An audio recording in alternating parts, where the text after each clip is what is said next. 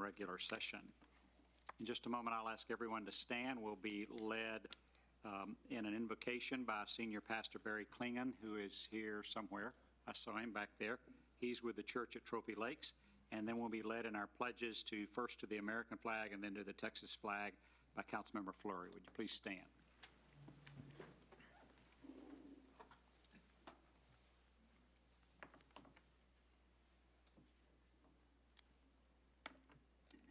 Mr. Mayor, before I pray, if I could just tell you a quick story. The church at Trophy Lakes, we were able to host our missionaries to the Amazon, and they've lived deep in the Amazon for years, and it was the wife's first time to come to the United States. She stayed in our home in Trophy Club, and on Sunday she stood up at our church and through the interpreter said, "This is what I always dreamed heaven would look like. These wide streets, these lakes, and all these mansions." I hope we can unite together and be thankful that we live in a town that's heaven on earth. All right. I like it.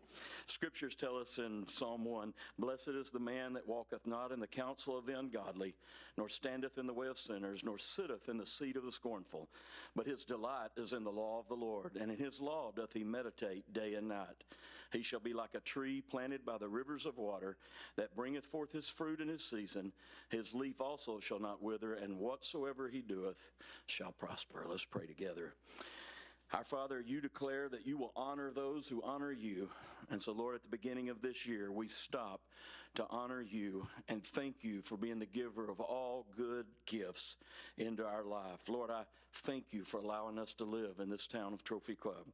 I pray on this night for our mayor and our council, that, Lord, you would give them the wisdom this year that they will need. I pray you would multiply their time with their families that they give to come and serve us in this community. We pray for our town manager and all of our staff.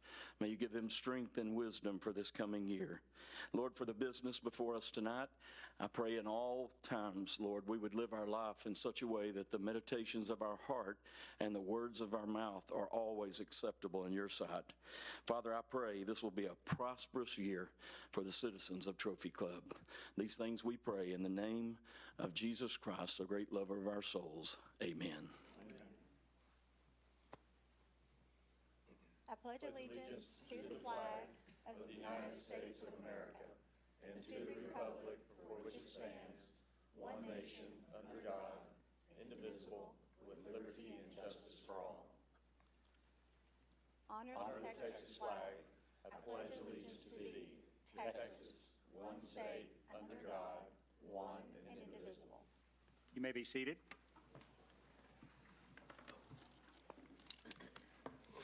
I noticed some people turned and faced the flags at the back and others were facing in front, and you probably wondered what we were doing. We were facing the flags at the back.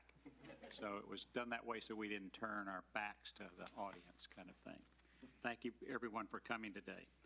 It is time for citizens' presentations. It's an opportunity for the citizens to address the council on any matter, whether or not it's posted on the agenda.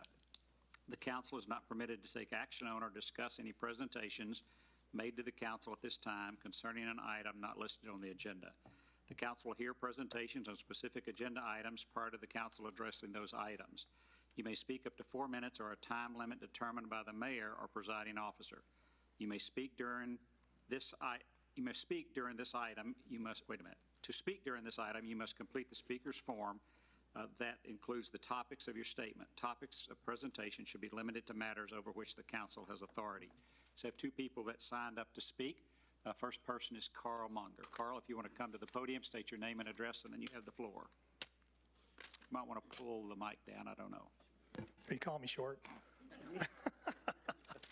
Carl Munger, 192 Durango Drive, Trophy Club. Mr. Mayor, Town Council, everybody that's here. I'm here to invite you to a party. The Metroport Veteran Association and Gallant Few are holding a kickoff event for Run Ranger Run February the 2nd at Harmony Park. And it's at 10 o'clock in the morning. We're going to have some Meet You Anywhere barbecue, breakfast tacos, and coffee to get people kicked off. And we're going to show them a short video about Run Ranger Run and what that's all about. So Gallant Few has been headquartered in Trophy Club since 2013, because this is my headquarters for the organization. And we've helped, last year we provided over 1,600 services to veterans, but most of them were outside of Trophy Club. There's members in Trophy Club, there's residents in Trophy Club that need to know that we're here, and they don't know we're here. We can help them if they're struggling with any kind of veteran transition issue. This is a way for us to get our name out, to get the word out, and to have fun to talk about the good side of veteran issues. The bad side is we know veterans are more likely to be unemployed than someone who never served. They're more likely to have suicidal thoughts. They're more likely to commit suicide. The VA's latest study says that 20 veterans a day take their own lives. Inside that study, it says that 65% of those 20 are people that are over the age of 50. So you would think somebody comes back from Afghanistan, they can't deal with their experiences, they take their life. The reality is it takes decades for them to burn through relationships, burn through money, burn through resources, become alcoholics, and then sometimes the only thing that's left is that option to take their own life. We can offer an alternative. So I'm going to leave some flyers over here with the secretary, and I appreciate anybody that can come out and join us. You all are welcome. So thank you. Do we have to run after you start? You know, I'm glad you said that because the name of it's Run Ranger Run, but it's not about running and it's not about being a ranger. But back in 2012, an Army Ranger walked and biked 565 miles to prove a point. And so what we have done now is we've created an event where people can come together in teams of 10, and if each one of them does 2 miles a day, that team does 565 miles in February. So it's a way to honor what he did, but it really encourages people to get out and get active, and it's an important part. I'm glad that you mentioned that. There also is a Hope Kindness event that's going to happen sometime in February, and we're going to encourage all of our folks to come out and participate in that as well. So thank you. Carl. Thanks, Carl. All right, the next person wishing to speak is Kara Ballery. Kara, you want to come up, state your name and address, and you have the floor.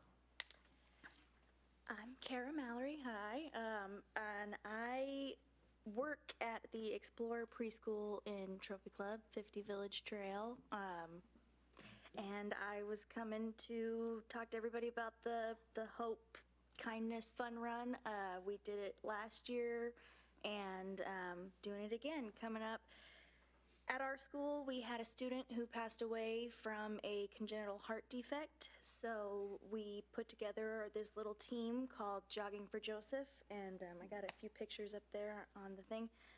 And so last year, because of the fun run, we were able to really get our community going. Like we had another preschool even join us, you know. I told them it's not about competition, it's about doing something good for everybody. You know, that's the other school. We made shirts and everything, and if it wasn't for the fun run, then we really wouldn't have been able to get it out there like we did, and it was a really great thing that we really appreciated from the community and can't wait to do it again. So what's the date you're going to do it? Do you It's know? going to be for the fun runs. Okay. The town's got to tell us. Yeah, the end of February, but we've got a couple different events because we raise money for the Amazing Little Hearts because it goes towards nonprofit stuff for congenital heart defects. So, yeah. Anybody have any questions of Kara? All right, Kara, thank you very much for coming. Thanks. Appreciate it. Thank you, Karen. Anyone else signed up to speak? Holly? No, Mayor. All right. We will then move on to announcements and reports, which is item number 1. Receive town manager classes update and provide input regarding the following: May 4th, 2019 election, staffing, community emergency response team, and Citizens Police Academy. Tom, you have the floor. Mayor and Council, January 16th is the first day to file an application for placement on the May 4th ballot for Council Member Place number 5, Council Member Place number 6 for the Trophy Club Town Council, with the filing period ending on February 15th of this year. Applications can be obtained through the Town Secretary, Holly Fimbres. With regard to staffing, I'm pleased to announce that we filled our 2 vacant firefighter-paramedic positions with the hiring of Bradley Fortune, who's a 10-year veteran of the fire service, and he began work on December 17th of last year. Brad Teal recently accepted an offer with the town and will start on January 21st. Brad's another veteran firefighter-paramedic with extensive experience as an air ambulance medic. Additionally, we've hired for the vacant building inspector position, John Boydston. who brings 12 years of experience as an inspector, having recently retired from the city of Roanoke. John began work on January 2nd. And then lastly, I'm really pleased to announce Jennifer Summers has been hired to fill our vacant staff accountant position. Jennifer will be coming to us from the city of LaSalle, Illinois, where she served for the past 13 years in various positions within their finance department. And Jennifer will begin on January 28th with our town. As far as upcoming events, I'd like to remind everybody that the fire department's hosting a Citizens Emergency Response Team training. It'll take place on January 18th, 19th, the 25th, and the 26th in the community training room at the fire department. Participants will become familiar with potential hazards that may impact our community. They'll also receive training in fire safety, light search and rescue, team organizations, and disaster medical operations.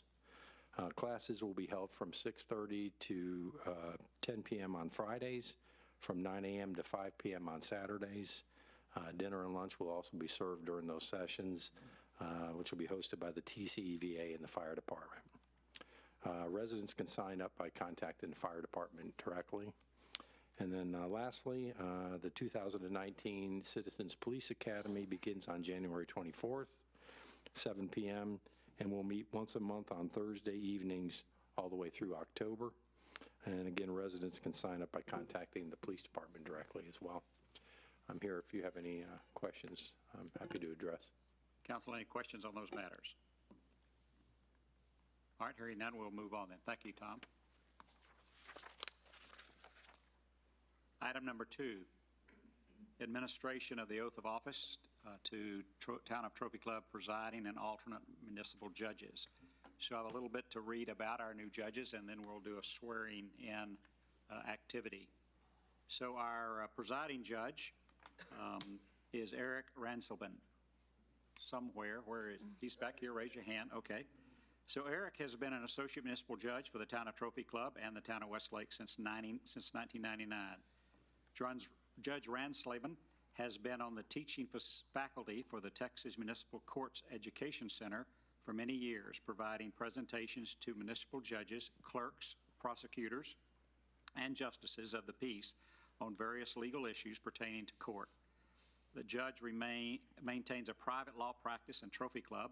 Areas of practice include special education, juvenile defense, civil defense. And his wife, Lisa, is with him tonight. I don't think it said that, but Eric is a longtime resident of Trophy Club. And so if you haven't met him, it means you haven't come to traffic court, is what it is. Or you hadn't needed him for one of those other professional things. Anyway, but thank you very much. And then one of our alternates is Judge Christian Denny. Christian is where? Back here on the left, kind of left center. Christian Denny received his BBA from Sam Houston State University, where he was the center fielder on the baseball team, and his Jewish doctorate from the University of Oklahoma College of Law. Christian is a partner at Barlow Garsick Simon, LLP, with offices in Southlake, Texas, and Fort Worth, where he serves as an attorney, arbitrator, and mediator. Additionally, Christian is an adjunct professor of law at Texas A&M School of Law and Southern Methodist University. Christian focuses his practice on commercial disputes and resolving disputes. Christian has represented clients on both sides of the docket, including, among others, sports organizations and associations, institutions of higher learning, amateur and professional athletes, coaches, conference offices, sports agents and agencies, employers, employees, Fortune 500 companies, startups, publicly traded companies, privately held companies, nonprofits, religious organizations, municipalities, property owners, construction companies, developers, banks, homeowners associations, real estate agents and brokers, and landowners and tenants. I don't think you left anybody out, did you, Christian? I'm not quite sure what that, if you left anybody out, you covered them all. For his work, Christian has been recognized as a top attorney by Super Lawyers of Fort Worth, Texas Magazine, 360 West Magazine, and Corp America. Christian is also a member of the National Academy Distinguished Neutrals and fellow of the the Charter Institute of Arbitrators. Prior to returning to private practice, Christian worked in the athletics department at the University of Oklahoma and the University of Missouri. So he is also a Trophy Club resident. So we're glad to have both of them serving, and that Eric has served for so many years, and we appreciate that. So if both you gentlemen could come forward, I'm going to come out and administer the oath to you.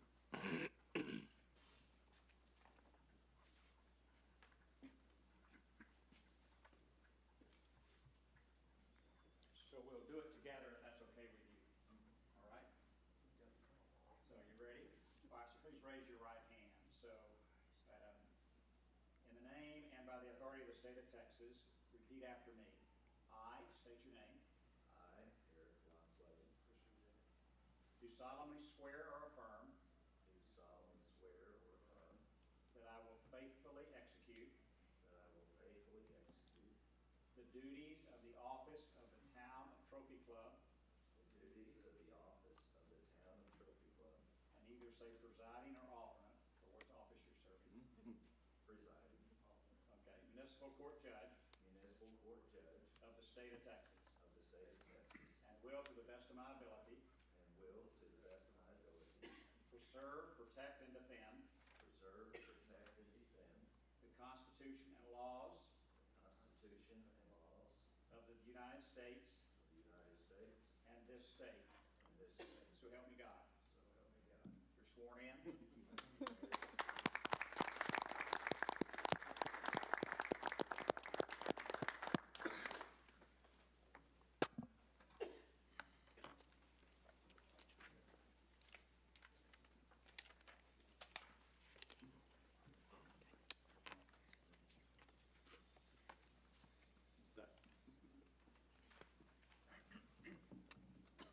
Jill, did you get a picture when we were doing the swearing in? Yes. Okay.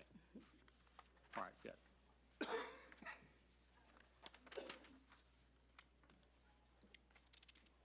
All right, at this point, we're going to, item number 3, receive a presentation of the town's new website. And it says Tom Class, but I think that meant you put it here. So Jill, you're going to do it. Good evening, Mayor and Council. I'm excited to be here tonight to unveil our new website at TrophyClub.org, which will go live and launch tomorrow. This item meets our strategic priorities in the area of administration and financial services in providing strong internal and external marketing and communications for the community. As a recap, TrophyClub.org launched in 1998, which is over 20 years ago, and it has experienced roughly 4 updates in that time, with the last one being in 2013. This past June, staff asked for approval to move forward with a new website with specific goals in mind. Those being, make it user-friendly, make it mobile responsive, meet current ADA and accessibility compliance standards, and to ensure an intuitive and searchable content management system. We worked with Civic Plus to accomplish that, and I'm excited to show it to you this evening. So I'm going to walk you through the landing page and a couple components, starting at the top. And what you'll notice is the URL is the beta URL, so tomorrow that will transition to trophyclub.org. Right across the top, we have our global navigation with our mega menu drop-downs in 4 categories: the About Us, Government, Departments, and Community. We wanted to put that high emphasis on searchability, so we have the search bar right at the top with how may we help you. And over the last several weeks, we've been spending a lot of time going over the 230 pages to make sure that the search tags, keywords are all programmed in on the backside, so that will populate correctly and well. As we scroll down, we've got our graphic links bar, and these topics were selected based on the Google Analytics research of what pages were the most visited in the last year. So they are changeable, so we can swap them out as needed, but they are based on page visitation. Scrolling down below, we have our news flash section, which will feature timely spotlights, events, and happenings around town. And just to show you kind of the inside of that, we've got our Register a Rover program. And this website has given us the availability for a more robust form center. So in the past, where if you wanted to register your pet, which is not necessarily necessary, but it is a value. You had to come in and do it. Through the Form Center now, you can do it online, and it streamlines the process for our PD department. And residents would just fill out the form, submit a photo of their animal, and then police will be in touch, and our animal control officer will be in touch directly. Oops. So this is a scrolling bar, and we'll be updating that daily for the most part. Below that is our community calendar. So again, we'll be featuring meetings and events, closures, happenings around town, fun runs that take place. And then we've got the footer bar at the bottom. The property or the real estate on the right-hand side is just a nice bonus where we can feature some of those upcoming events. So we have Back to Nature coming in March, so we've kind of selected that for the time being. I do want to show you one of the internal pages. This is what the internal pages look like across the board. So you'll see the secondary navigation for the category on the left-hand side for your navigation. You've got your content of the website right in the middle. And then a nice feature on the right-hand side is every internal page has a feature column with a contact person for you. So if you're on a site like government and you've got a question and you're not sure who to call, whoever's contact is on the right-hand side is who you would be contacting for that. So hopefully it'll streamline the process, it'll make it easier for people, and it kind of gives a nice, friendlier touch point for users of the website. In addition, across the bottom, we've got those graphic links that carry through on every internal page. The last thing I wanted to mention was we were, in an effort to efficiently manage our resources, we were able to work with Civic's other products available, specifically Civic HR. This plugin for staff is allowing the same service level and functionality, but at a lower cost and under the same Civic umbrella. So the benefit specifically comes in with customer support on the backside. So it's a nice, and it also represents the nice way that the website works with third-party plugins in the future. So that's available as well. But that being said, as you can imagine, it's been a busy several months and several weeks, and specifically when we got the keys. We've been transferring 230 pages and going over page by page to make sure the content was updated, the information transferred correctly. We're excited. I'm excited. So this will go live tomorrow. Bear with us. We will have some quirks along the way, but hopefully it'll be a smooth process, and so you can look for that to come out tomorrow. So I'd be happy to answer any questions. Great. Yay. Yay. So excited. Good job. Looks Thank you. nice and crisp and good. Yeah. Philip, I'm sure you have something you want to search for, don't you? Yeah, we'll see tomorrow. He's going to get his red pen out. Later in the day. Let it populate.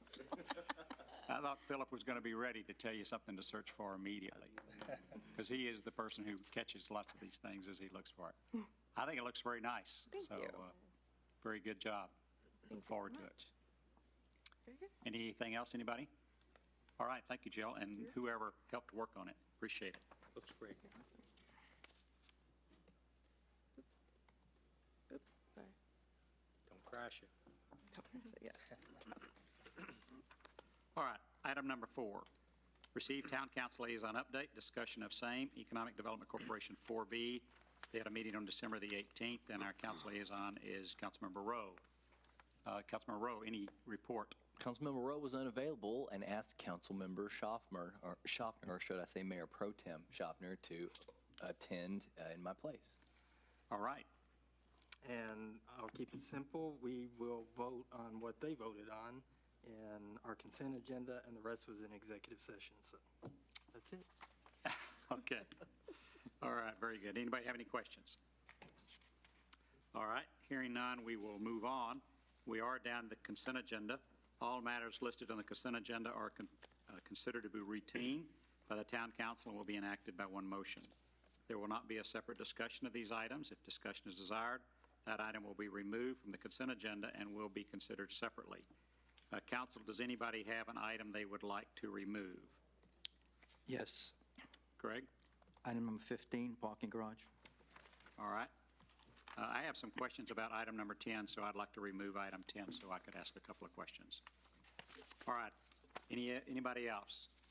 Hearing none, I then would entertain a motion to approve consent items 1 through 16 without 10 and 15. I so move. Second. So I have a motion to approve the consent items 1 through 16 without 10 and 15 by Councilmember Rowe, seconded by Councilmember Jensen. All in favor, show your hands.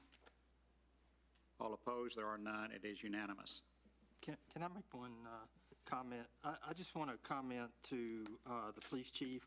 I appreciate that's exactly what we were looking for, the vehicle evaluation way back when we didn't have one. And so it makes this decision much easier when that form is filled out and everything meets those requirements. And then also to John and Jonathan, I appreciate the continued changes, showing what changed and what was added or taken away in the financials. So just wanted to say that. Appreciate it. All right, thank you. So item number 10 is consider and take appropriate action regarding adopting a parkland dedication fund policy. This is something that we asked staff to do. It was directed to go on consent, but as I examined it and asked a couple of questions, weren't sure how everyone felt about the interpretation of those questions. So I had two items, and I'll call your attention to page 816 of the packet, which is the second page of the recommendations.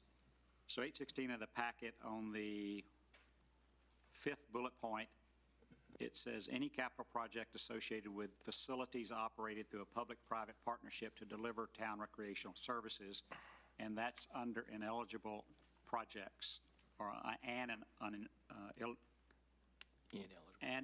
ineligible, I can't even say that now, project. So the question I had when I read that was, we, over the last year or so, completed a project on Lakeview land. There was a soccer field. So it was a new park, in essence, being added. And so would this particular item, worded the way it is, eliminate the use of parkland dedication from something like that? So I just wanted a clarification from council how they felt. But it says it's using for recreational purposes. Yeah. That is not. So that would have been okay because it is used for recreational purposes. But I see what you're saying. It says or. Yeah. Because it's not a public park, but it was being used for I see what you're saying. Yeah. So it's kind of not quite totally clear. So, for me, it's saying, well, let's say X years from now you wanted to resurface it. Yeah. And that's a capital improvement, but it's not, it is a public-private area in the sense that we use that land. So that's the reason I ask it. So Greg asked to speak. Greg? I think that was what. Do we have to vote on that? Consent. Oh, is that what you were doing? No, on your item, do we have to vote on that? We will ultimately, you do yes. both of them? So do you have a question about this item? Yes, I think I'd like to hear, for the benefit of residents, location, funding, and timetable. No, of just item 10. Oh, no. We're on item 10. No, you didn't remove me when I said about item 15. No, I did, but we'll get to item 15 separately. So we're going to have to vote on 10. Okay. We're discussing 10 at this point. I don't have any questions. Okay. Rylan, you have a question on 10? Yeah, so my reading of what this is trying to accomplish, Jonathan, you guys can correct me if I'm wrong or make it more specific. My thought is that if there is anything out there in the future, unforeseen, that is somehow used to deliver town recreational services but happens to have been a part of or a product of a public-private partnership, which is a fancy word for incentives, that it would not be, that money from this fund would not be used to maintain that, because I think the thought process, and correct me if I'm wrong, but I think the thought process is anything that came about due to an incentive to a private entity, the expectation would be that it would be able to self-sustain or self-fund, or that there would be some other consideration, and it wouldn't be that we would be dipping into something like this for that. That's what I'm thinking. Is that kind of what you guys were headed for? And that was the intent. I think the other part of that specific item is the word private, which I believe Lake Park is a Northwest ISD property. And so I don't think anyone would interpret that as being a private-owned property. All right. Rylan, you get what you need? Yes, sir. So my intention really with that bullet point was just exactly what Councilmember Rowe said, is that, if you've already incentivized or you've got some sort of a partnership with a private, typically for-profit entity, that there would be an expectation you wouldn't use a limited funding source for that. Yeah. So I think part of the confusion might be, where are you seeing that? Fourth bullet point. Oh, you're looking at fourth? So just a second, let me get down this list, and then we'll get back to that. Eric, you had a statement. If you want to continue, I'll let you finish your, I was going to make a motion. So, so Philip was trying to point something out. So I'm going to go back. The item I was reading says any capital project. So right off the bat, capital project says it's not maintenance. So I wasn't speaking to that particularly. So a capital project would be some large replacement, improvement, new facility, that kind of thing. And when it says public-private, well, Northwest ISD is public. So I'm still at this point to say, I only know of one thing where we've kind of done that, and that was the soccer fields. I'm not saying that we wouldn't do something in the future. It just seems like that's saying right off the bat, that's not eligible for that. So that's the reason I brought it up to people. So I do have one more point, but I have other speakers, so I'm going to go forward. I'll come back to my next point. Eric? Motion to approve item 10. All right, do I have a second? I'll second. All right. Motion approved by Eric Jensen and seconded by Rylan Rowe. So we are still eligible for discussion. And so, Philip, you put your name in.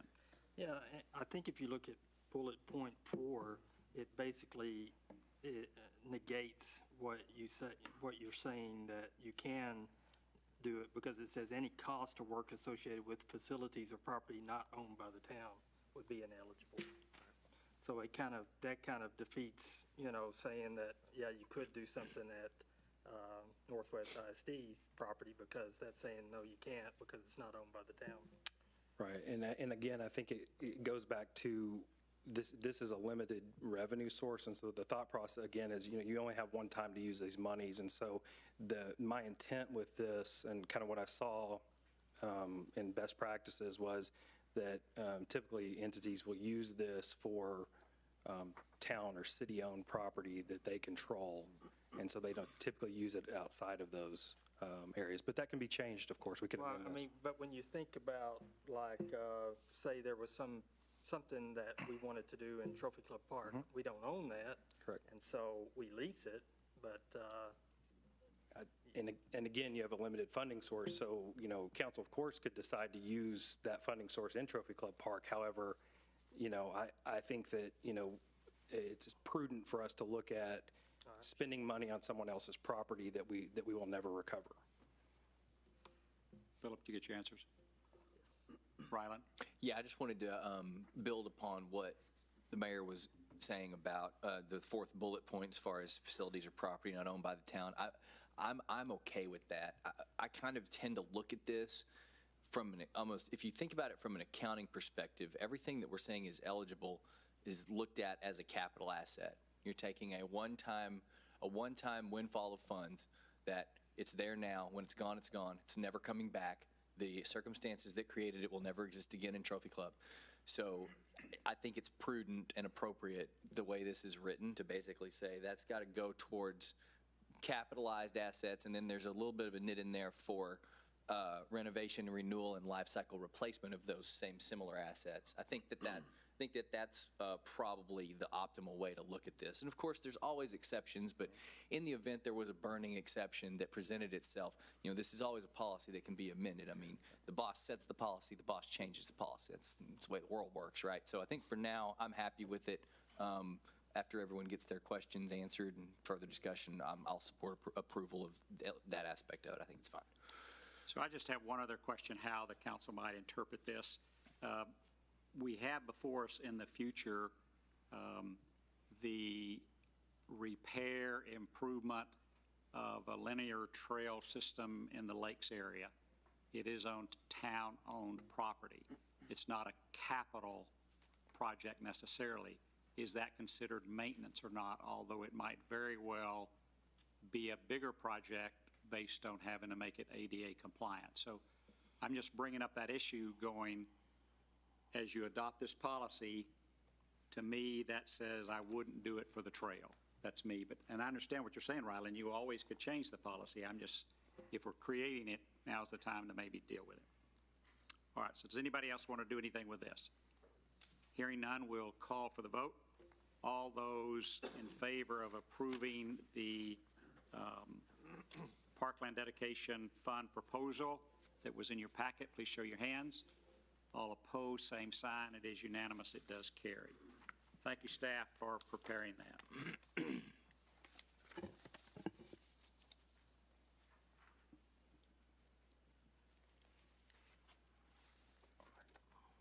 All right, so we had item 15, is that right, removed?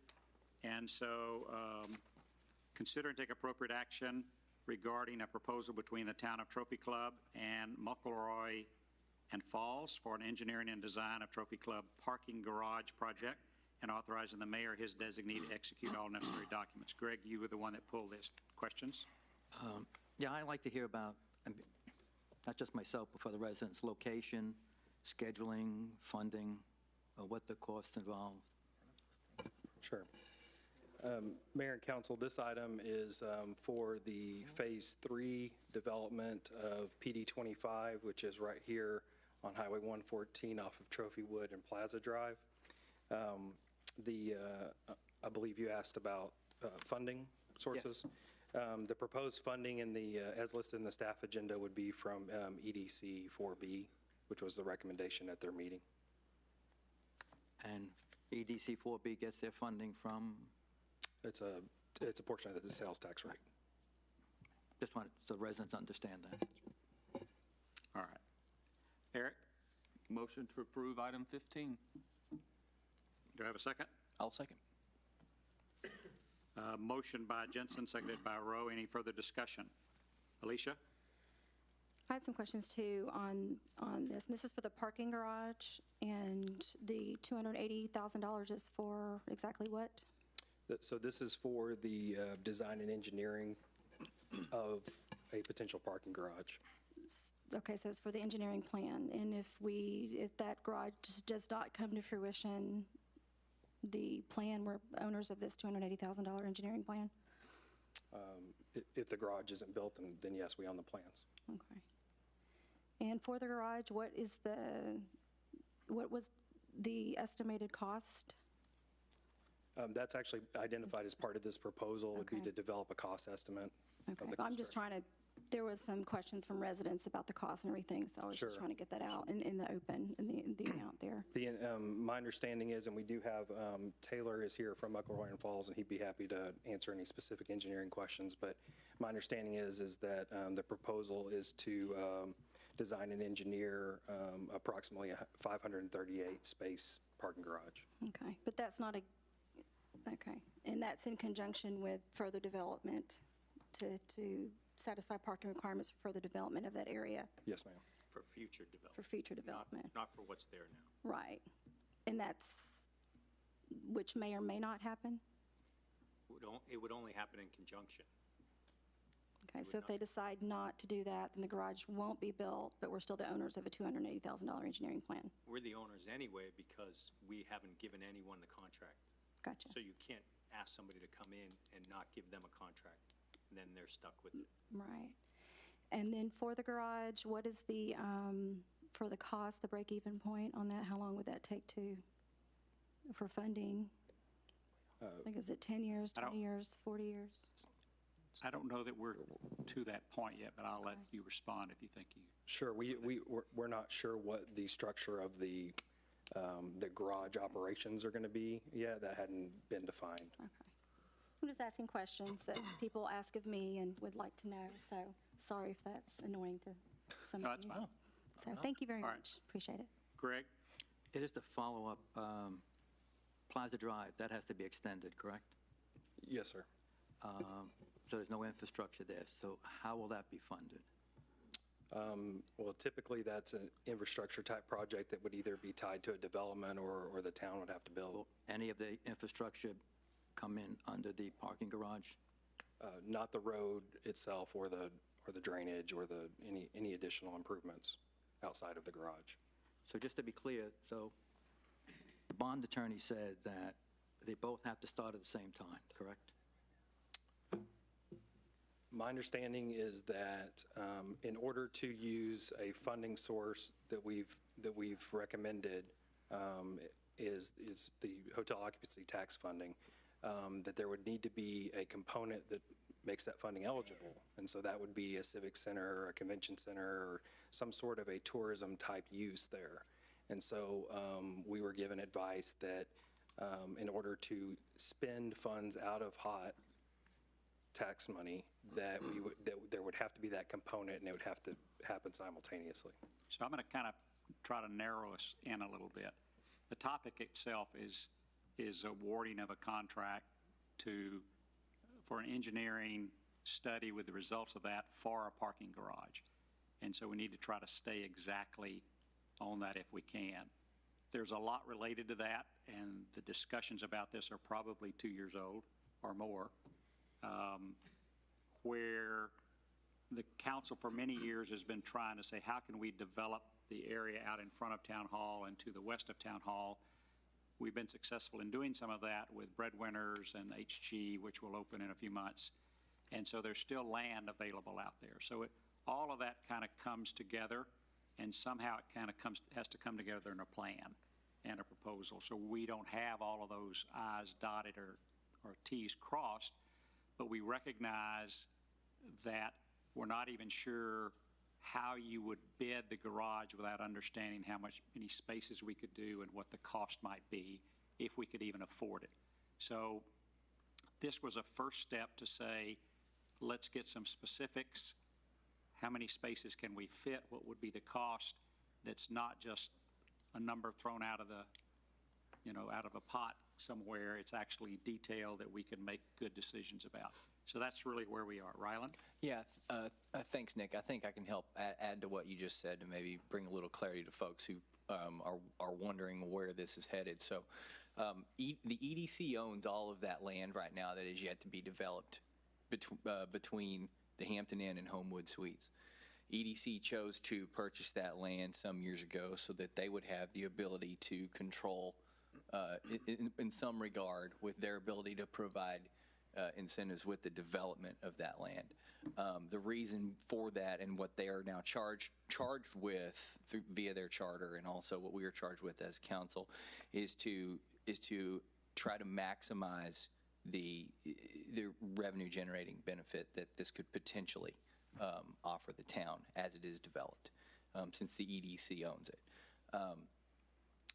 In order to do that, one of the fundamental things we have to understand is exactly what types of uses and what types of density and what sort of things could potentially go there. And clearly, when you look at the size of the land and the uses around it, structured parking is a key to doing anything there of any size that might generate any sort of revenue to have that make sense. So basically what we have to do here is establish this prerequisite to understand what the costs are in hard numbers that we can then move forward with or not in a real world scenario, with whatever we determine, if it's anything that is an appropriate master plan for this area, basically. So hopefully that answers any questions folks might still have. Greg? Well, just back again, my concern is that we don't have any developers agreement. We don't even know if they can get the financing. And this might be 2 or 3 years down the road, and costs will change by then. I just don't know if we should be doing it at this time. All right. So the item is to approve what EDC did or not approve what EDC did, just so that everyone understands that if we take this action, at some point EDC will have to do a budget amendment to close the loop as to what's being done. So the council is the oversight of EDC, so whatever they do in a budget, we have to approve, but we appoint that board to go through exercise the fiduciary responsibility of some of the citizens to say, is this something you want to do with your portion of the sales tax dollars that's generated that come to the town? Eric? I'm curious as to why Councilman Lamont chooses tonight. Every meeting I've been on council, we've talked about this. You've never once spoke against it until tonight. What's changed? Well, EDC brought it before us. We've been talking about it, but we have nothing in writing from, as far as what are they going to do with Phase 3? You've never said any of these words at all. So Eric, until let him tonight. finish. You asked him a question. Go ahead and finish, Greg. So in other words, if I don't say anything, I have to vote for it, putting aside. In fact, I did ask some questions about a couple other things. But the fact is, I don't have a right to change my mind. All right, Alicia. Well, I think it's too soon. Yes, we talked about it. But we have no developers agreement. We don't even know if they can get the financing. Okay. Greg, did you answer your question? All right. I didn't have a question. I mean, the question that was posed to you. Really does. All right, Alicia? I could very well be asked that same question, and so I'll tell you why I'm asking about it, because I've done more research and started learning more about it and wanted to ask questions to be informed, and I've had citizens reach out to me after they saw it on the agenda and asked me about it, and that's why I'm asking questions. And the concern was the $280,000 for an engineering study on a garage that may or may not be built, and so that's why I all of a sudden asked the question tonight. Ryland? Greg, you reference funding. Funding for what exactly? For the garage. You just said we don't know if they can get funding. No, I'm sorry, funding to build Phase 3. So Phase 3. For what? For what project? Oh, I don't know if you want to talk about that. Exactly. I just explained to everyone here in the same way I've explained and we've discussed, and I think this is Eric's point, that no one knows what that is until we have an understanding of what type of development and what type of density and what type of uses are possible given the constraints. So it's unreasonable. And for someone who has presided over the approval of several developers agreements already in the short time I've been on council, you understand the order of operations here. So I think that's why Eric had a question. Anyway, that's just so everyone else understands. Like, we have to, that's why I said what I said earlier. We have to do a little legwork. If you've been in the business similar to this in the past, you may have heard the term chase costs. There is such a thing as chase costs. Chase costs are what you sometimes have to outlay to determine if you have an opportunity that you can take advantage of. And that is what this is. Eric? To follow up on Ryland's point, this town had a lack of direction for years.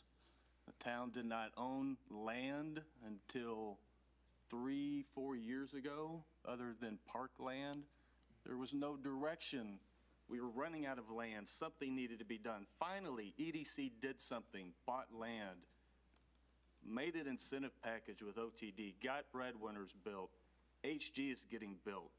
We have a plan. There are people on this council that want to make improvements to this town. I want to make improvements to this town. Some people want to stop it. I'm going to continue to try to make improvements. We do. Greg? Well, getting back to that, this parking garage is married to a different lot, land. Before, breadwinners, singular. H&D, singular. We now have a situation where we want to know about a parking garage that we don't know what's going to go on land on Phase 3, and I'll leave it at that. It could be a dental place for what we know.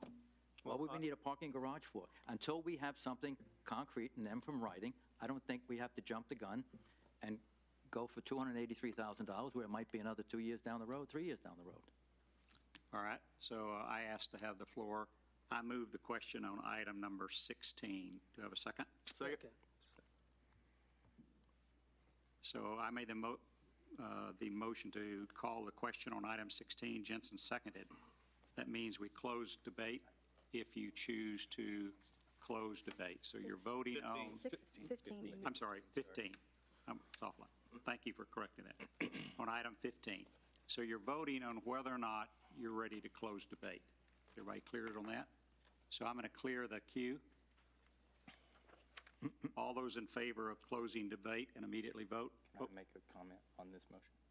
Am I allowed to comment on it? I don't think so, other than the appropriateness. I Right. don't know that you can even do I the can- appropriateness of a close. I can do that if that's the limitation. Okay. Yeah, I'm not going to be in favor of closing debate simply because I need to add some context to what was just stated regarding HG Supply. All right. So you're going to vote on whether or not you want to close debate and then immediately vote on the item. Is everyone clear on that? All right. All in favor of closing debate, show your hands. All opposed, same sign. I think all I saw was Greg and I voting to close and the rest no. Did you get that, Holly? Yes, sir. All right.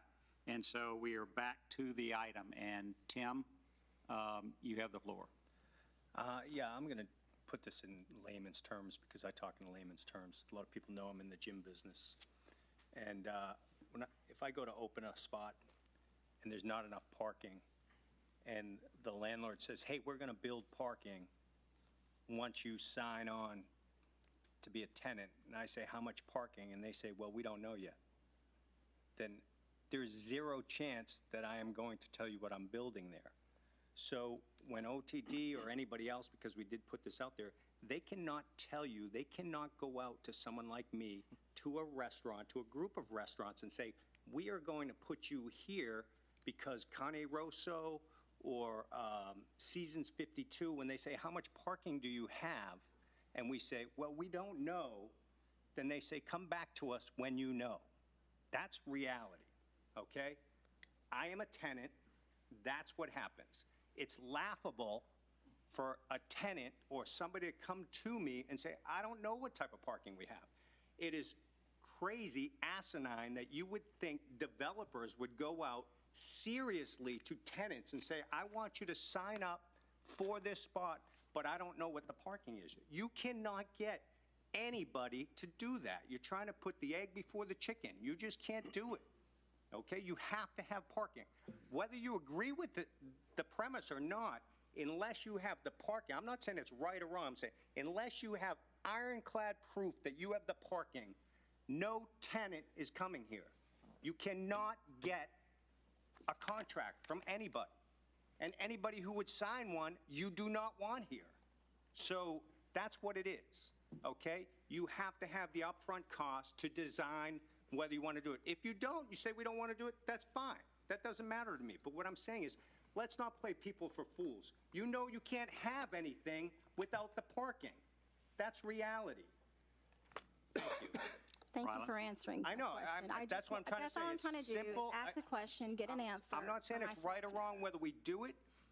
He knows better, and I like Greg, but he knows you can't get a contract without ironclad parking. That's all I'm stating. All right, Rylan? Yeah, Councilman Lamont referred to the deal that was made, various developer agreements that were made to facilitate Breadwinners and HG Supply. He was here every time I was here. When HG Supply was proposed as a concept, one of the things, the EDC had already managed very smartly to get all that land there to the left of it in that picture. One of the things that was discussed ad nauseum with relation to that concept was this is a new, unique destination concept. We have an opportunity here to do something that you can't find very many places. But the 2 acres we were able to get isn't big enough to park everybody. Luckily, we have this other land. Are you guys on board, and is EDC on board with using this land to help to facilitate the parking? He understands the concept of a piece of land and how it affects the one next to it, given that we owned both.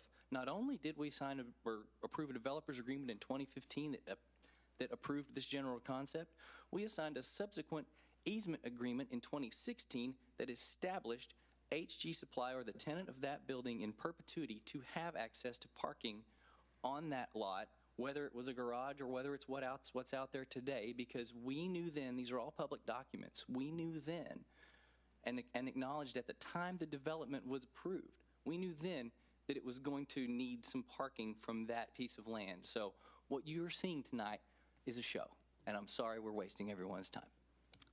All right, seeing no one, whoops. Yep, I don't appreciate the word Greg? show. I have a concern, and I think plenty of residents out there, we're in the dark on this whole thing.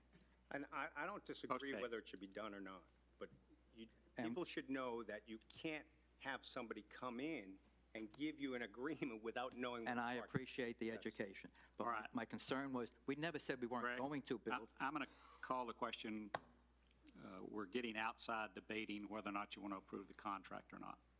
So we're going to call for the question to be voted upon. So everybody in favor of approving item number 15, show your hands. Everybody opposed? So I had Alicia and Greg against, and everybody else for. It did pass. All right, thank you, everybody. That got everything out of the way for consent, is that right, Philip? That is correct. All right. We are down to item number 17. Consider and take an appropriate action regarding a proclamation of the Town Council supporting January 12 through 27, 2019 as Yoga Marathon and Trophy Club, and providing an effective date.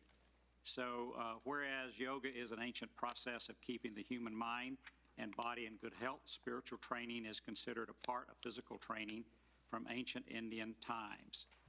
And I'll probably not say this correctly, Sharura Namaskar, which in English I guess is sun salutation, is a special sequence of yoga postures that provide the key health benefits of yoga in the very succinct package. And so this resolution has been brought to us by a citizen of Trophy Club. And so at this time, I would entertain a motion to approve the proclamation with a second. I make a motion to approve the proclamation as written. Second. So I have a motion by Schaffner and a second by Kurtz. And so at this time, if you would like to state your name and address the council, you may do so. Maleshwara. Pull the microphone down just a little. Yeah, I am Maleshwara Polimera. I'm a resident of Trophy Club, and this is a yoga marathon. We are from HSS organization. We normally do every January, giving physical health to all the residents of all the Hindu community over here, to pass their culture and to the next generations to be more responsible citizenship as a citizen here. And this yoga marathon is to get 1 million sun salutations. I hope everybody knows sun salutations. So that gives enough energy and physical strength and mentally to be good. And we want to pass this good ancient act to our community, to everybody. So we want to outreach to the schools and any organizations here. So that's where we are here. Thank you for coming tonight. So I have a motion and a second to approve the proclamation. All in favor, show your hands. All opposed, same sign. It is unanimous. It's approved. Let me bring it to you, and then we're going to take a picture. So give me- Thank you very much. Where's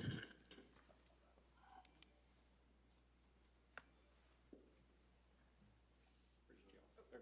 We're going to go back to the flags. Read the proclamation.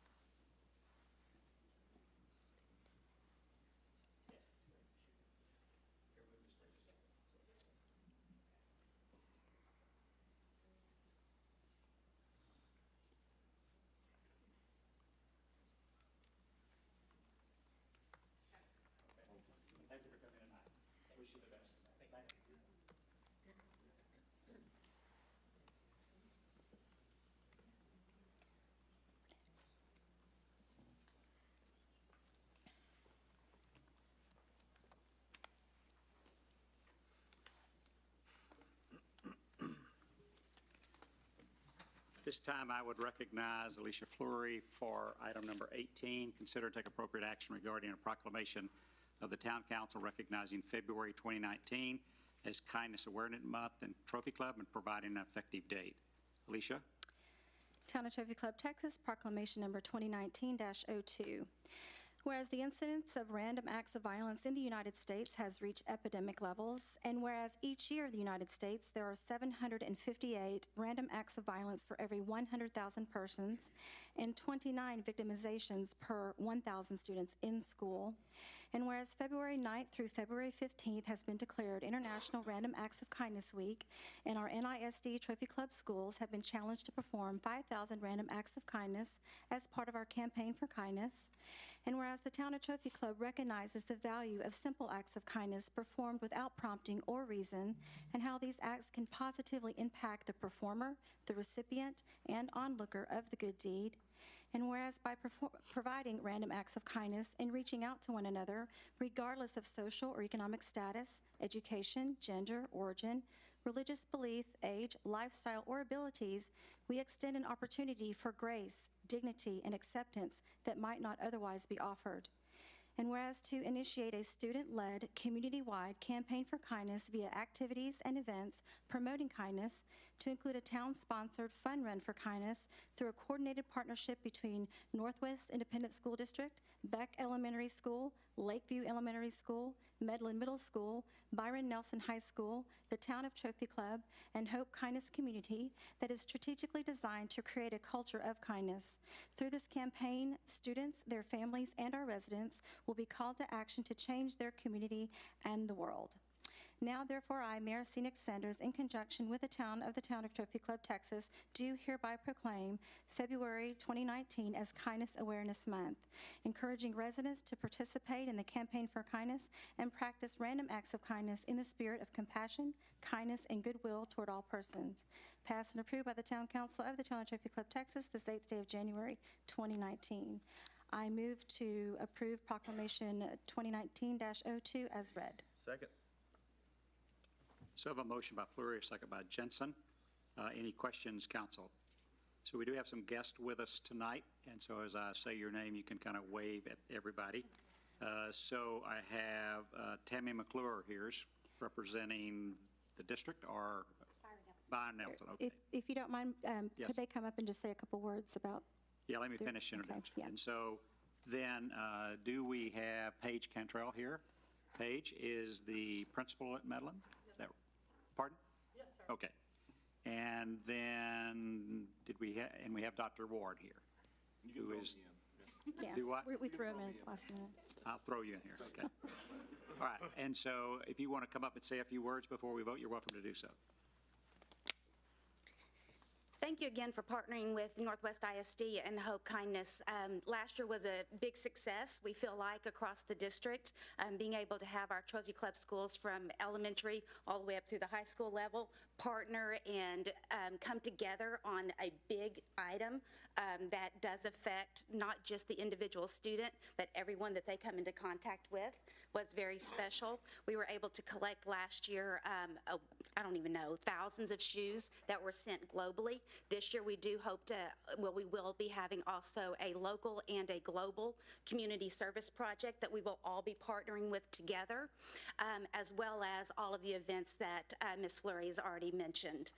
We have a lot on our campus that will be specific for the high school level, as well as Medlin and the elementary school. So we all have our individual stuff, but yet we're all coming together as a community of schools, students, and for the town. And I just want to add something to that. You know, I know with Byron, just the partnership we have, our feeder pattern, we really do want to focus on whole child. Our district, that's one of our district. And part of that is creating kind students and modeling that and giving them opportunities to start doing that at an early age. And so we really hope that it impacts, that we help create wonderful citizens for the town of Trophy Club. So we appreciate the partnership and the support for this event. And if y'all can just vote for good weather this year. No rain on our I don't know that that will affect it, but we could sure do that, couldn't we? So thank you for coming tonight, and thank you for partnering with us and joining that. Alicia, did you have anything else you wanted to say? Yeah, thank you very much. I do want to point out that Medlin was the recipient of the National Award for Character, which was a huge honor and awarded, and that's why I asked Ms. Cantrell here to accept the proclamation for all her work, and Ms. Henshaw has done at Medlin for that, and also Ms. McClure from Byron. Just, she does so much and is so appreciated, and I think you do too much. You need to delegate more. But thank you for all you do, and also thank you Lakeview and Beck, who couldn't be here tonight, and of course Dr. Warren from NISD for working with us as well, and all your support. So thank you guys for being here. All right. If no one has any questions, we'll vote. All those in favor of approving the proclamation in item 18, please show your hands. All opposed, same sign. It is unanimously approved.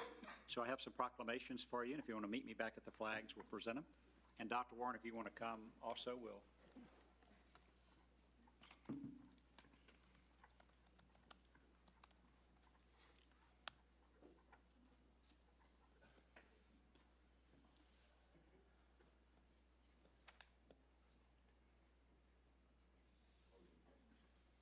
Holly, these are not campus specific, are they?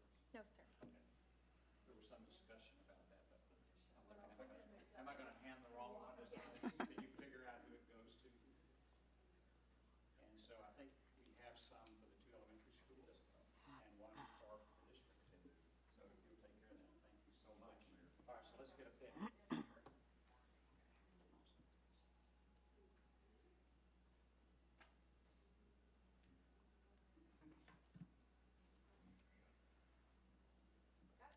This is for the new website.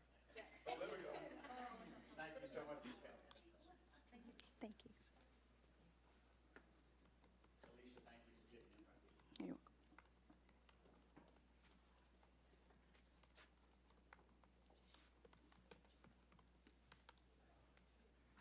Council, if there's no objection, I want to remove item 20 up above 19 so Dr. Warren can finish his presentation and leave. Everybody okay? I object. You object? I do. Eric. Okay. It's going to be real quick. Okay. So sorry, Dr. Warren. All right, so item number 19, consider and take appropriate action regarding an ordinance of the Town of Trophy Club ordering and calling a special election to be held on February 23rd, 2019, for the purpose of electing one council member to place 2 on Trophy Club Town Council for the remainder of an unexpired term, expiring in May 2020, providing for canvassing of returns, providing for a runoff election as necessary, adopting provisions related to publication and other matters necessary to conduct an election, and providing an effective date. So it's ordinance 2019-02. Do I have anyone? Eric, you want the floor? Yes, sir. So we've not received any new material. And as the mayor stated in our last council meeting, there is no clear definition of whether or not the resign to run has been enacted. But I feel there's only one way to close the matter, and that is for myself to actually vote in approval of calling the special election. So with that said, I make a motion to approve ordinance 2019-02. Do I have a second? Second. So I have a motion by Councilmember Jensen, a second by Councilmember Kurtz. Any discussion on this matter? Rylan? Yeah, I had intended, knowing that this item was on the agenda, and I provided the second. You know, Eric had asked me if I'd provide a second, and I appreciate his decisive demonstration of leadership here to put something to bed that might not have ever gone to bed otherwise. And I was going to make a quick comment just about the damaging nature of internal politics when they run amok. But I don't have to, because Councilman Lamont did a pretty good job of showing what that can do with our last discussion we just had, so I'm good. Philip? Holly, do we have any kind of cost estimate? The last one I received from Denton County was approximately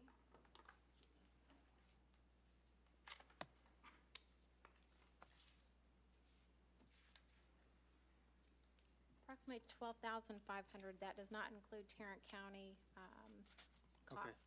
But there's- I would like to amend the motion to direct the Finance Subcommittee to find how to pay for this special election if it should go to that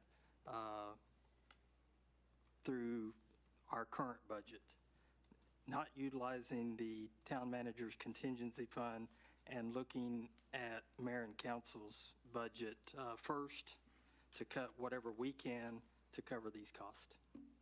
Second. So I have a motion and a second. Philip, I'm trying to get everything down. You said you moved to amend to direct the Finance Subcommittee to what? Can you say that again? To find the money in our current budget to pay for any cost associated with this election, not utilizing the town manager's contingency fund and looking first in the mayor and council budget to see if there's anything we can cut. And I'll just put on a side note, that cost doesn't include publications in the newspaper. Yeah, whatever the cost. Translation, the whole thing, yeah. I want to try to find it in our current budget, so if we have to cut things, we have to cut things. All right, so we have a motion and a second to amend. And Greg, were you speaking about the amendment? No. All right, I'm going to remove you then. Does anybody want to speak about the amendment? All right, no one wishing to speak about the amendment. So we will call for the vote on the amendment. All those, well, did I get a second? Yes. Okay, Kurt's second. No?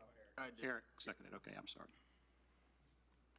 All right, all those in favor of the amendment, show your hands.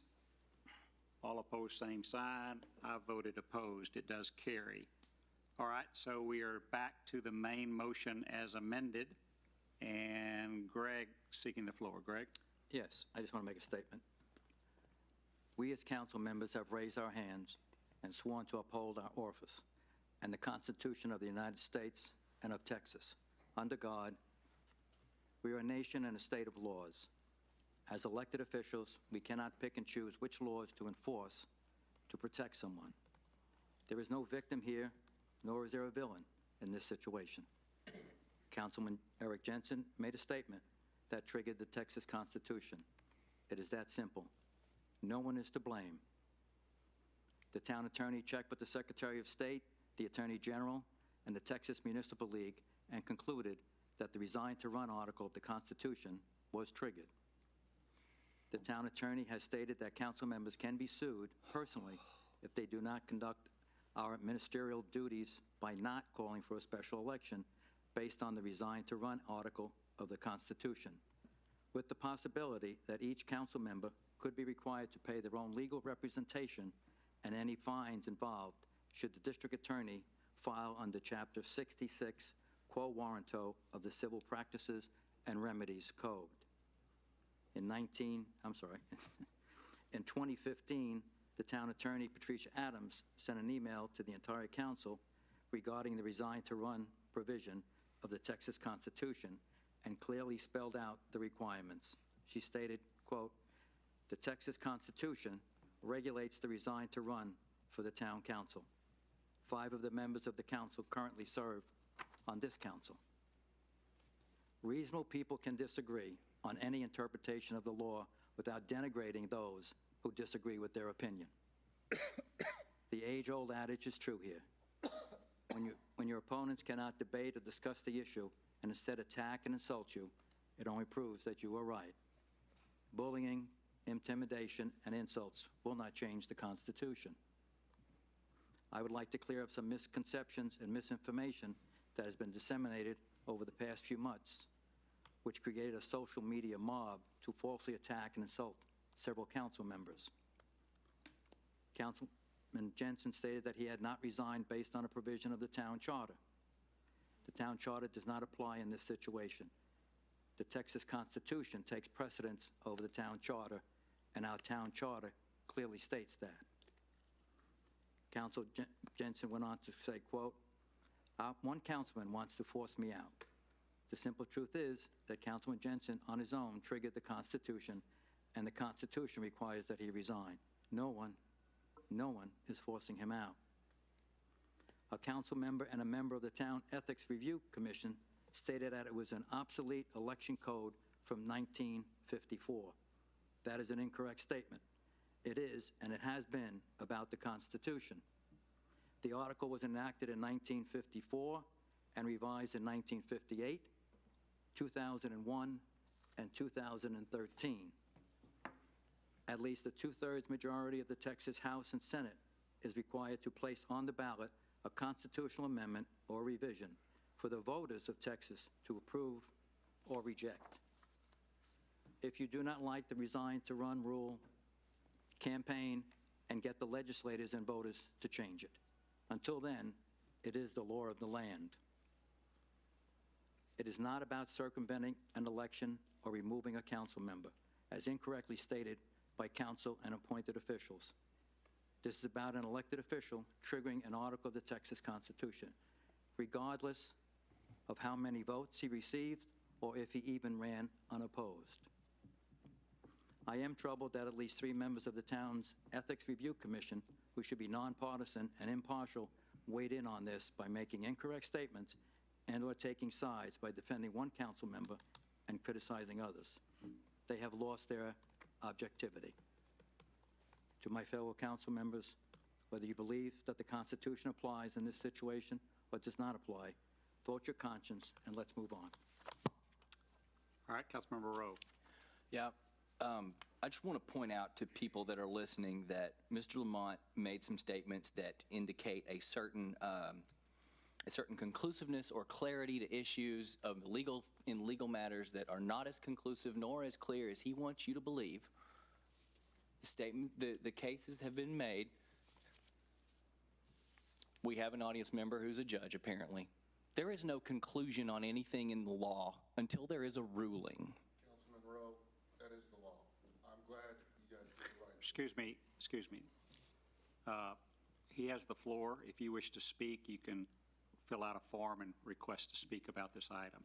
Ryland, continue. Thank you, sir. What you see here is the manifestation of the worst in people's nature. And so I feel like there's no point in furthering the discussion because everything that needs to be said has been said. This was a clear attempt to close an issue and get back to the business of the people and beyond the pettiness that has been forced upon us. And I won't even bother to go beyond that. But I want to make one thing crystal clear to everyone within earshot of this. Just because you serve here or on a board or a commission or a corporation or in any other capacity for this town, you do not, nor are you under any obligation to surrender your First Amendment rights. If someone has an opinion on something, their opinion is no different than yours when it comes to interpreting the law. You have no place to tell them that they are not allowed to opine, nor is anyone else who holds a position on a board, just because they hold a position on a board. The bottom line of the situation is this whole shooting match is run by volunteers. And the people who volunteer, all of us, happen to be the same people who pay attention to the most things and are going to be the most likely to have an opinion. And if you don't like people talking, this isn't the place for you. Let's move on. Alicia? Sorry, Dr. Warren. He's got his own meetings he has to sit through. He knows what it I was is. hoping to get, because I knew this was going to take a while because I knew people were going to wanted to speak to this. And things that you have said about Councilmember Lamont, you could say about me because I had questions. And you just said, Rylan, Alicia, that we everything's can. not about I have you. the floor. Rylan. This is the I have the floor. I let you Alicia speak has without the floor. interruption. I have. You interrupt me all the time. Oh, God. Okay? Not today. Not today. And you can shake your head and roll your eyes and throw your hands up, and that's not going to change the fact that I'm going to ask questions and I'm going to try to get information. And that doesn't mean I'm trying to put on a show or that it's all about me. You just said we all have a right to our opinions and to state our opinions and to have our First Amendment rights, but when we do, this is what we get. All right, Alicia, would you finish your So- thoughts, please?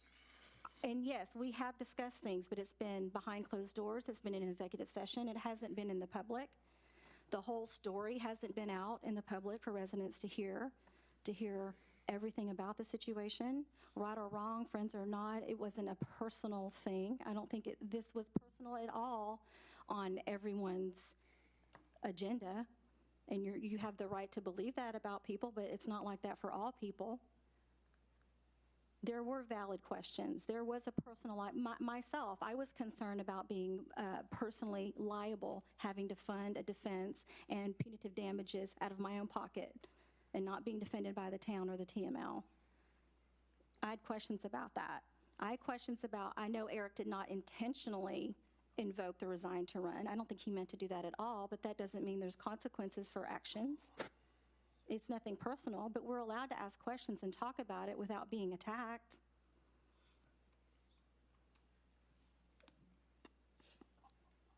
You finished? Yes.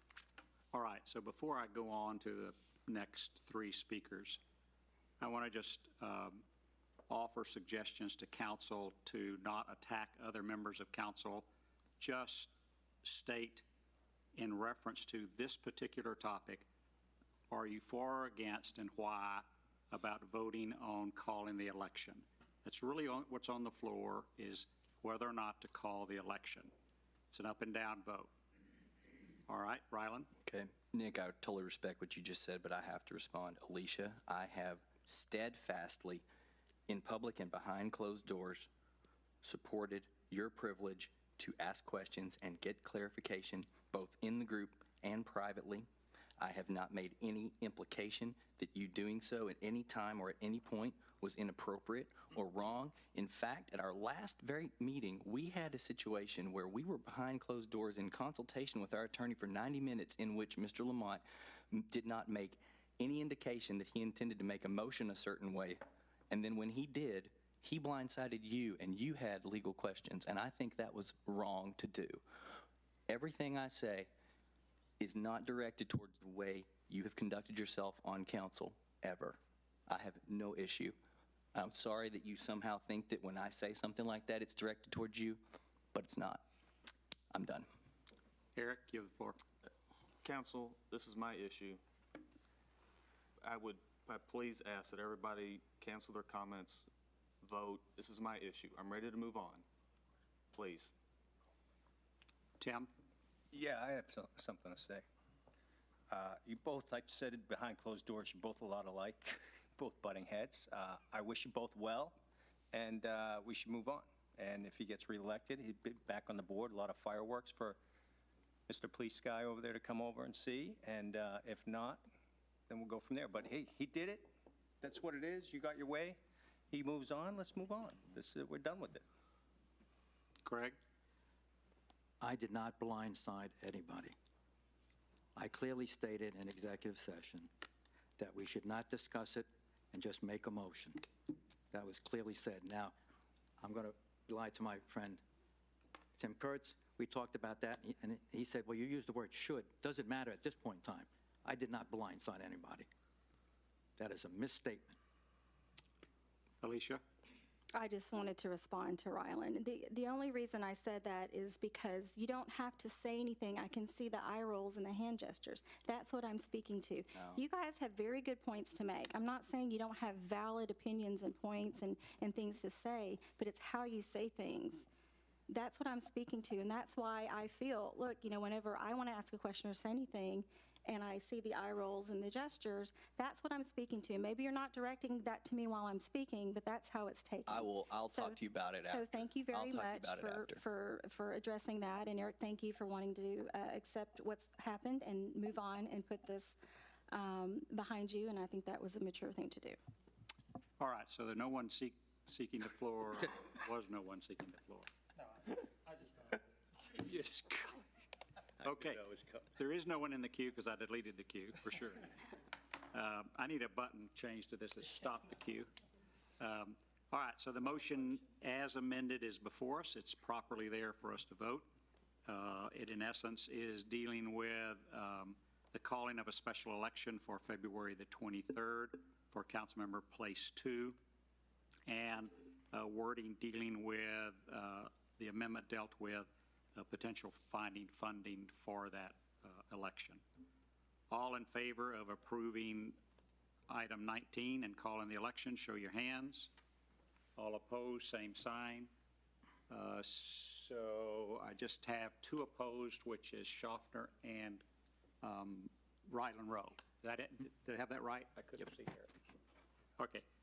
So did everybody else vote for? I couldn't even see you, Eric. I voted for it. Okay, thank you. All right, so the motion does carry. All right, the matter is taken care of. We will now move on to item 20.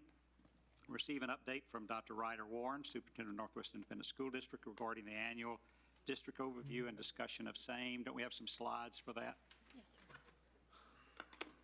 Disrespectful. Yeah. I'd like to take a 5-minute break. Happy New Year, Board. Happy New Year. Council, I'm submitting to you my yearly, I like doing this, I hope you know this, the yearly time I can come. My goal is to always make all 14 communities within the course of a school year, and I enjoy doing that. So I'm submitting to you my update to you. You can go through the slides as when you have time to do so. From the standpoint, number one, thank you for the proclamation. We will do our best to fulfill that kindness mandate. We try to do that every day. From me to you, just remember that you being the servant leaders that you are of Trophy Club, in my mind, automatically makes you leaders of the district. So I have the utmost respect for you. I have the utmost respect for the community that you lead. Trophy Club and the schools that serve Trophy Club children are very, very important to us. If there is anything that you ever need from the district, please feel free to call me, even come to a board meeting. We'd love to see you there. If you ever do come to a board meeting, I promise to put you first up. And we appreciate you. Me. Thank y'all. So Dr. Warren, would you just go to the last slide, I think, because I had a question. Can we go there? I think it's the last one, which deals with what we're doing in town. This is the end. Go. Maybe.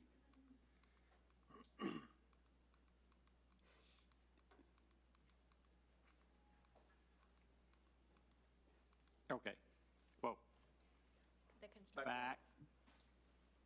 It's the, back one more because I think the high school is there. Okay, just kind of go over those if you would briefly, what really directly affects us there. Mayor, right now we're in constructing a field house, an external field house. We have so much participation in our co-curricular and extracurricular activities.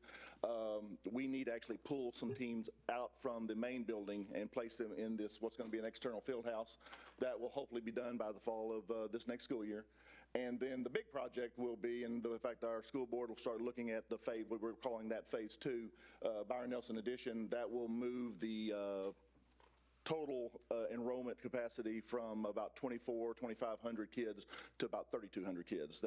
That's our base model now, looking at our future, which will be in excess of 90,000 kids on total build out. All of our high schools will either be built as or extended to 3,200, about 3,250. Middle schools will be 1,250, and then our elementaries will be 850. So that will be started very soon, probably into the summer, and to be finished by the fall of 20. Next slide.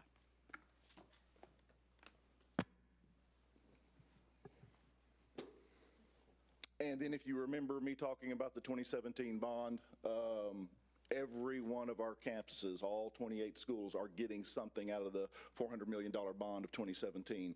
And so the Medlin, Lakeview, Beck work has already been done. We extended one wing to incorporate, to extend that to 850 kids.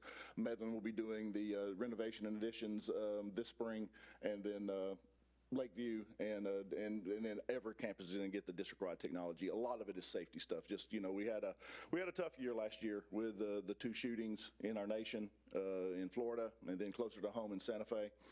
And so not only are we looking at just processes and procedures, you know, we're putting just what I call stuff into our schools. We're redoing locks. We're redoing our entrances so people cannot have direct access into the school without going through a little bit of a maze. And so just making sure that we're as safe as we possibly can be. Thank you, sir, for You're welcome. staying and going through that. That's a question. Do you look at like that Parkland Commission and things of that We nature? do. We do. And the governor came out with a plan. I'll tell you this, our goal, if you ask me what my goal is for safety and security of the district, we would love to look at starting our own police force. Your guys do an amazing job for us in Trophy Club as our SROs. So do Roanoke PD, Wise County, Denton County, City of Fort Worth. But we have like 5 different agreements for SROs, and each organization have different rules for their SROs. So we have to figure out, how to do things on that. Having our own police force, being a size of district we are and growing like we are, I would really like to have more armed, certified police officers in our schools to be able to do what they do. That's the ultimate goal. All right, thank you. All right, appreciate y'all. Mark, thank you very much. All right, item 21, is that where we are, Philip, I think? 21. Yeah, special events. Consider and take appropriate action regarding ordinance amending section 1.09.01 definitions and removal subsection C, events requiring special approval of section 1.09.03 permit required exemptions of Article 1.09 special events of the Town of Trophy Club Code of Ordinances, to rescind the requirement for approval of the Planning and Zoning Commission and Town Council in order for the approval to be made of the Special Events Review Committee and provide an effective date. Tom, were you going to speak on this, or? Oh, no, Chief was. Never mind, I didn't look up. I'll take this one. Mayor, Council, our strategic link is safety and security and infrastructure and development, and effectively working with other government entities and foster a better business-friendly environment for our citizens. Currently, this is under a temporary use permit, and it currently goes through, the community garage sale goes through the P&Z board and then to you for approval every year. So we would like to streamline the process and bring it to the special event committee, along with circuses and carnivals. Take it out of that process and bring it over to the special event. So everything is under the same umbrella and coordination currently. And this is actually a 2-part process, moving into the special events through the ordinance today, and then community development will bring you, when they remove it from the P&Z side of the house, off of that ordinance. So does that make sense? All right, Philip, you have the floor. Yeah, the only thing that I might recommend is to, at some point, either bring that to council and then go to the Special Events Committee, or go to the Special Events Committee and then go to council. The only reason I say that is because I think that you probably want that to be on us and not on you. So in other words, somebody other than who puts it on now goes to you, then you're gonna have to make that decision. You know what I'm saying? I think you open it up if it's not on us to go ahead. Yeah, and I appreciate council's concern there. Just take note of the fact that if it is placed on us and we make that decision, there's an appeal process that will ultimately come to council, should it be appealed. So ultimately, council will be the final determiner in an appeal situation. Are you talking about outside of the generic community garage sale we currently have? Outside of who sponsors it. Right, okay. Right. Right, okay. But, I mean, because the way it's been structured is basically it goes through those 2 entities because it always has. And that was the way to keep it in-house with that entity. And so I just, I don't know that you want that on you rather than on us. But something to think about, or perhaps to be structured. The way we looked at it is every component of the town is on the special event committee. So streets, everybody is involved in that decision-making process, and it coordinates all of our events. And the one issue we had this year, which you helped recognize, that we missed that when we rescheduled another event on the same day. And so we had to jump through some hoops. So this would make everybody report to that. I totally am for that. I don't want you to have to tell somebody no. I think it should be on us, but that's just me. Okay. Yes, sir. So I have some of the same concern I think Philip is bringing up is ultimately the council maybe is the person that make that final decision, and the Special Events Committee is the one that coordinates, recognizes, and if someone wanting to do something in town has met all the criteria, then it should be a no-brainer that it's a recommendation to happen. So I think there's some value in that, but you can think about that more. Does this mean that if you got through the step through the process, that the process of the Women's Club garage sale would go to the Special Events Committee totally? Yes, and sir. not be a P&Z item? Yes, sir. That's correct.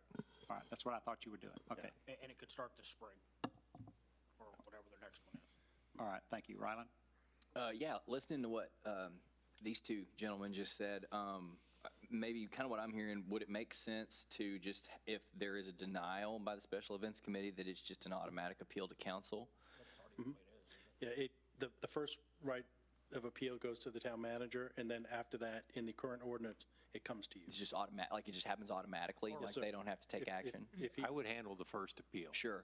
I think my only concern would be if someone sort of felt undue, like, oh man, they don't want me to do this, and then they feel they have to come and do something else. It would, if it's just an automatic thing where we're going to hear it no matter what, if it was a denial, then maybe that might solve Philip's concern about being a little more, not making them feel like we're, just the no police, So right. I'm good with it as is, but that's just a suggestion based on what these guys said that might work.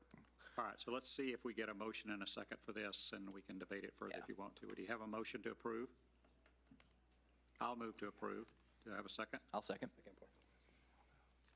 So we have a motion by Sanders, a second by Rowe. Any other discussion about this item? So let's just be clear, that is in the, The current ordinance has an appeal process. I don't know that it's automatic. I'd have to look at it. It's automatic if it's denied by the town manager. If he upholds the denial, it automatically comes to you for this last. okay. So it goes to you. If you deny it, it goes to Tom, and if Tom denies it, it comes to us. Okay. Yes, sir. Yeah. That's the current ordinance. Yeah. I mean, I think where Philip was getting at, and I totally get what you're thinking. If no is going to be the answer, we'll be the ones to say it. Right. Right. Absolutely. Like, Yes, sir. And that's I don't think that you want that. Yeah, and that's where the circus and the carnivals are already in the special events world, but they're also in the P and Z motion too. So, but the same process would work. If they tried to come here and we couldn't do it, it would be denied. And you would end up. I totally agree with what you're trying to accomplish because of those things that we've had in the past, and it's good for that committee to look at every special event that happens in this town. Yes, sir. Ms. Payne, did you have a comment you want to make? I just wanted to add that staff's thought on doing this was that there's no intention to not approve the Women's Club garage sale. It's been going on for so long. This is just a matter of organizing it, making sure that streets guys know what they need to do, police knows what they need to do, and, making sure that we have everything on the calendar. So I wouldn't expect any denial issues with this. No, and All of our other special events go through this, so just to put No, everything understand. together and treat it all the same. Yeah. That's all we're trying to do. All right. So we have a motion and a second to approve ordinance 2019-01. Council, do you have any other questions or comments? Holly, we didn't have anybody sign up, did we? No, sir. Okay, all in favor of approval ordinance 2019-01, show your hands. All opposed, same sign. It is unanimous. It did it. Thank you, Passed. Council. Item 22, Town Council Future Agenda Item Number 7, consider and take appropriate action regarding Trophy Club Park Master Plan. And Tony, you're going to give us some introduction. Good evening, Mayor and Council. The strategic link for this item is nature and beautification, improve the aesthetic and recreational value of the town.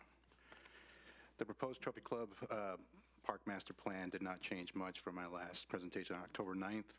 I met with the Council and Parks Recreation Board subcommittees on December 21st and discussed the updated map. Consequently, staff recommends council approval of the Trophy Club Park Master Plan.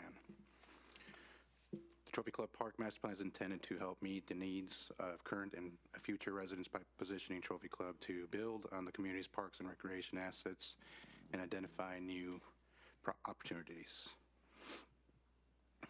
Some of the various programs and activities Trophy Club continues to offer is an 18-hole disc golf course, open space where various town events are held, and recreational opportunities. Staff continues working on projects such as obtaining quotes to relocate the guard shack just approximately about 70 feet north of its current location, trimming trees in various locations of the park, and researching grant opportunities. Phase 1 of the master plan consists of the awarded grant from Texas Parks and Wildlife. It includes an archaeological survey, a new motocross pipe rail fence, extension of parking lot B, and additional pavilions and park signage. $180,000 of the awarded grant is an 80-20 split with the town, can be satisfied utilizing cash, donated goods, and or services, or a combination. Phase 2 of the master plan includes construction of a new side-by-side track. Staff has been working with an organization called TORN, Texas Off-Road Nationals. And I'll show you on this map what it is pretty much in the red shaded area here. They would like to lease the park for one weekend to hold one of their racing events. And in return, they would build a new side-by-side track for the town, a new motocross track as well at no cost to the town. In addition to that, Phase 2 also includes redesigning the motocross trail, road repair, grant research, outdoor fitness equipment, which would be at the entrance of the park. A new trailhead at Canterbury Hills, a new mountain bike track, which is here in the purple shaded area, and a new elevator motocross track, which will help with any rains and rain activity that we may receive to help keep the park open a little bit further or longer. As I stated at the beginning of the presentation, staff recommends approval of the master plan, as I believe it's in the town's best interest due to our population growth and increasing number of children. I am available for any questions or comments. Philip, you have a comment? Yeah, just one thing that I think you probably should add is, I don't know, somewhere in the maybe current projects is just repair of like low water crossings or whatever we can tie into what we get from Marshall Creek. I think we should utilize some of their money for improvements somewhere in the park, but it should be noted on the plan, that's what we're doing. Improvements of the park itself. Well, improvements for that specific use. Right. You may not totally use all of that, but I think it would be good to show the core that, we get this money and here's what we're doing with some of it to make improvements in the park, in that master plan. Okay. I think that would go a long way in a reason why we're Absolutely. asking for those funds. The other thing is on page 9, 20, 9, 19, whichever, both have maps, but I noticed that I think you had said at one point that the Sandy Trail, it can't be called a beach trail, or they didn't want it called a beach trail, is that correct? That's correct, the core. So you renamed it the Sandy Trail, or was it already the Sandy Trail? I don't believe it was, we renamed it to Sandy Trail. Okay, what about, I thought that we renamed Bobcat Trail down at the bottom right. Not yet. Not yet. We can. Okay. We will. Well, do we want to show that on the map if we're going to? Absolutely. Yeah. This is just a concept master plan. We can still. It's not finalized, but yeah, we can definitely change that. Schaffner's Trail? Philip. I think it's Yeah. He's not going out there. Sanders Trail. But because I'm for that linear trail being. The concrete Bobcat. trail. Yeah. Sure. That goes to Byron Nelson, so it should be the Bobcat, I think. Thanks. That's it. You got it? Okay. So my only comment was, you're talking about another special event. Special Events Committee needs to be involved if they rent the park and do something. So just reminding everybody of that. Next thing you know, have a rental, and then we don't know about certain aspects of it. All right, thank you. Rylan? Yeah, so thanks, Tony. This is something, we have a little subcommittee that's been looking at this, and Alicia's seen some of it before, and I've seen some of it before. I know there's been some talk on council previously, and so I wanted to follow up, because I know the last meeting that I had with Tony, we discussed it as well, and that was doing something to reduce the horse usage there in the north, or I'm sorry, in the, what you would call the south central portion of the park, just north of Canterbury Hills, and potentially change or maybe even add additional trails so that there could be some bike trails there that could be safely designated as bike trails. I know that there'd been some interest in that, and that's something that Tony has said previously that he's going to take and look at. What we have right now is obviously representative of the trails that exist currently, so. Alicia? Well, to continue with my positivity kick for tonight, thank you for your presentation. Oh, thank you. I appreciate the grant, $180,000 grant. Yes, ma'am. That's awesome. And for the lease of the track, that's just for one weekend? Yes. And they're it's- going to do all of that? That's incredible. That's a That's great correct. deal, I think. Yeah, So- they're going to, what I left out is they're also rebuild the youth area as well. Wow, okay. So that's also That's included. thinking outside the box. That's really great. And I do love the mountain bike. I think a lot of the residents will appreciate that and use that. I think so too. So, thank you. All right, anybody else have questions or comments about this item? All right, I think we are scheduled to take action to approve the master plan as submitted, is that right? Do you need our approval? All right. Yeah. Yes. So I'd entertain a motion to approve. I make a motion to approve the Trophy Club Park Master Plan as presented. Second. And the second, all right. Moved by Fleury, seconded by Kurtz. Any further discussion? I can't even talk now. All right, hearing none. All those in favor, show your hands. All opposed, same sign. It was unanimous. Thank you, Tony and staff, for getting that done. Item 23, discussion of items for future agenda to include agenda items for consideration on the January 19th, 2019 council retreat agenda and February 12th, 2019 council agenda, as well as items for the town council future agenda list. Specifically before us tonight is item number 5 from the future agenda list. Receive an update from staff to take appropriate action regarding the possibility to allow attached forward-facing garages. Ms. Payne. Good evening.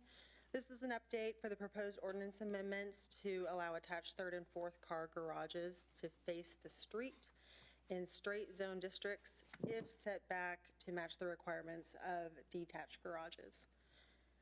Detached garages are allowed in every residential zoning district. They're allowed to face the frontage street if set back 45 feet from the front property line, and they're allowed to face the side street if set back 35 feet from the side property line. Town Council will consider this item for action on February 12th. At the January 3rd P&Z meeting, the commission ultimately forwarded no recommendation to council with a 3-3 vote. I'm available for questions. Councilmember Schaffner. Yeah, I think what might help us the night that this comes before us is to have an understanding of what is allowed now, and maybe pick a few properties throughout where we're trying to change this zoning and say, on this property, you can build this accessory structure here, wherever. And then maybe another exhibit showing what this change will do and what it will allow and not allow. I think that visual representation might help because there were questions that night about something that is already allowed that they didn't realize was allowed. So that might help aid in the discussion. Okay. Ryland? Yes, sir. Along those same lines, I had one of the P&Z commissioners talk to me about this item because he had some curiosity as far as, the story behind it and everything else and the history of the zoning and whatnot. And he had a recommendation for helping us to illustrate this because he said there were some residents that had questions, and his recommendation was that if there was a way we could show on the town map the zoning districts that allow this proposed change in terms of having an attached third or fourth garage already versus the ones that were under consideration for being changed. Okay. You know, because I mean, we all kind of, because we're all very nerdy and have it all in our heads, you know, but it might help folks to see a map and say, well, green's where it is now, yellow's where we're changing it, you know, or whatever. So that, I mean, not to put y'all out, I mean, but, you know, if it's reasonable request, that might be a good idea. Of course. Rylan, that it? Yes, sir. Rylan, I think that's a good suggestion. I just wanted to say, I would hope that we do a lot better job of publicizing this type of change to our citizens through whether that's website notices, Facebook, communications better. I'm not so sure it shouldn't be publicized in a new way that we explore a little bit, Tom. So, because I think it's a significant change for some people. I didn't receive directly an email, but indirectly I did and saw an email chain, and then I received one directly where there was a fair amount of misunderstanding what was happening, and various neighborhoods had kind of already gotten upset. And so communication, I think, is where you're headed to, Rylan, and so I'm just concerned we do enough before we enact a change that we maybe later go back and say, boy, that was a bad decision, or we didn't dot all our I's or cross our T's. So I just want to come up with a plan, if y'all would, staff, to try to do some communications in that endeavor. Anybody else? Lisa, any other comments about this? No, sir. All right. So then I would call your attention to two agendas that we have in your packet. Page 922 is our council retreat agenda for January the 19th. And for our council retreat, which is on a Saturday at 9 o'clock, citizens are welcome to attend that. We don't have an ending time at this point, but it'll most likely go past lunch and go into the afternoon. I did meet with the town manager earlier this week and offered some areas that maybe should be included in some of the topics. So the topics are there, it's just I wanted them specifically kind of discussed. So Tom is kind of telling me he hadn't had a lot of other comments about it, but Tom, I thought it might be nice for you to talk about your goal for how you see the retreat moving and your objectives there. I think that would be helpful for all of us. Mayor and council, specifically what we're looking at right now, and we're open to any suggestions that council would have to add to this list or delete from this list, but with regard to the agenda as we see it right now, you have in front of you what would we see as items 1 through 3. But to be more specific, when we're talking about item number 1, which is the long-term financial outlook, we looked at, discussed with council projected revenue and expenditures that we see in the next out years, and the implications that we would have with that with regard to potential staffing and service increases potentially. Under item number 2, the capital improvement projects, we would like to discuss more specifically with council potentially the capital improvement project schedule for the next bond issuance.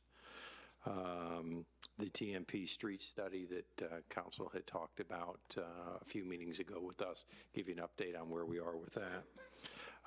Also to give you an update on the Trophy Club Drive, Sundance Court, and Meadowbrook Drive projects. And then we'd also like to discuss a Lakes Trail plan that we have and some opportunities that we might have for grants to get an idea of what council's intention might be for that or desire. Also, I'd like to discuss a little bit more with the potential for the demolition of the police building, how that might impact the annexed transfer issues that we're discussing with the MUD. Excuse me. And then with regard to agenda item number 3, goals and objectives, excuse me, for 19 and 20, property tax rate assumptions and implications And then we'd also like to discuss more particularly any other council priorities that you might have and how we can help with that. All right, stay there just a moment. Philip, you have a question? No, one item that I would like to discuss, and I don't know that we necessarily have to have an agenda item, or we can talk about it when we do the reviews, but is manager's contingency. I would like to discuss that. So it doesn't matter, however you want to do that, Tom. Okay. Either an agenda item or during the review process. All right. That all you have? Yeah, that's it. All right, so I had, I think you mentioned the Lakes Trail, which I had on my list, and I thought I mentioned drainage study, or was that somewhere else in this? You did, sir. I just didn't add it in, but I have it in my notes. All right. All right, thank you. Rylan? Yes, sir. I don't know, Tim had mentioned that he may not be available for this meeting. Is that the case? I have a business opening in North Carolina. Okay, so I don't know if there's any items proposed here that we may want to wait on, like reviews until the subsequent meeting. I mean, reviews is the only one that really stands out to me. Yeah. The others, obviously, I think, you can probably catch yourself up on, but you may want to be a part of the whole for the review. I just would defer to you on that one. We may want to wait for that. Tim, do you think any time that morning that you wanted to join remotely or not? No, I am at a grand opening of, and I'm on a flight, 6 a.m., so I'll be flying, landing, and then there, and then flying back that night. Okay. So I won't be available at all. I apologize. That private jet doesn't have a... You have Wi-Fi, don't you? Yeah. If I can do it. Too cheap to pay for it on the plane. I mean, we could do it the 26th, but I believe you had a conflict, right? We can move dates if need be. I think the reviews Yeah, are just the probably- review. Right, okay, Yeah. you're okay with Just the the review. retreat staying the same date? Yeah. Okay. He's probably glad. I moved my grand opening. to ensure it would be on this date. 26th. Yeah. It's a floating. Exactly.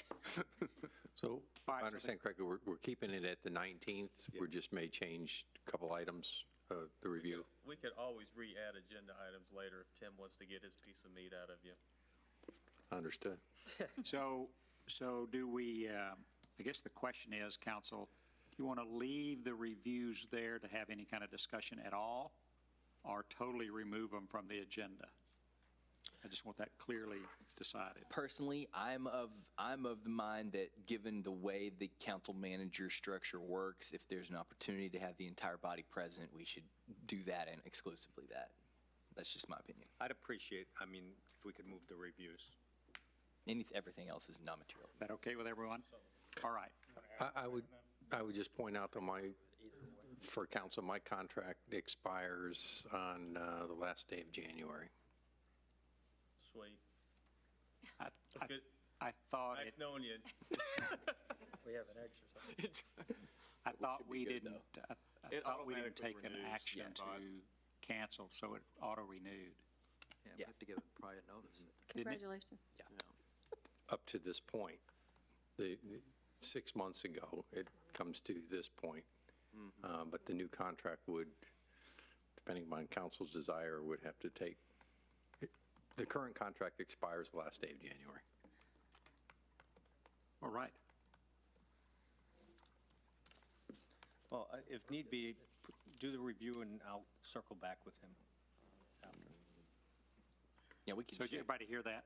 Yes. So Tim is suggesting, let's do the review, and then Tim can meet back with him at some point. And so do we do the other reviews of David and Holly? Yeah, I think we continue. Okay, so just leave the reviews, is what I'm saying. No objections to that? So Tom, just leave the reviews on there, and Tim will hook up with you and any other comments he would have with David and Holly. All right. All right. So anything else with that particular agenda? If not, we'll move on to the February 12th proposed agenda. Notes I had about that were item 11A and 11B, which dealt with this front-facing garages issue. I've already made my comment about communications, and so I think we owe it to our citizens. From my standpoint, if the agenda was getting ready to post, and I didn't see that we had done a very good job of communications, I would say don't put the action item on the same agenda. Put the public hearing, we could receive more comments, and then vote the next meeting. I'm not sure that we're under a gun to get this done by a particular time, are we? Lisa? Sir, there's already been a notice put out saying that there's going to be a public hearing on that day. Right, which is So fine. we have to open the public hearing. That's fine, and I'm not delaying the public hearing. Okay. That allows the public to talk. Right. The issue is, do we think the citizens really have had adequate notice and time to deal with it? And our experience is we have a public hearing and absolutely nobody says a word. So it's after we vote and then it gets distributed, people go, what did y'all do? So I'm just saying, I think this is significant enough to some people that we owe them an opportunity to have another time to have a final vote on it. So, but it's okay to leave it the way it is. I'm just saying my personal feeling is if I feel like there's sufficient citizen unrest or lack of communications, I'm going to probably say move B to the next council meeting as opposed to do it the same meeting. Now, obviously, we could have it scheduled for the same meeting and delay it if we decided to do so. So Okay, so I'm you, just kind of giving that comment. okay. We'll talk about, staff and I will talk about notification between now and then. Eric? Yeah, to your last point, I think that's the appropriate thing to do, is have it on the agenda. We always have the option to postpone. Philip? Yeah, I think that you got to keep in mind that staff did everything that they're legally required to do.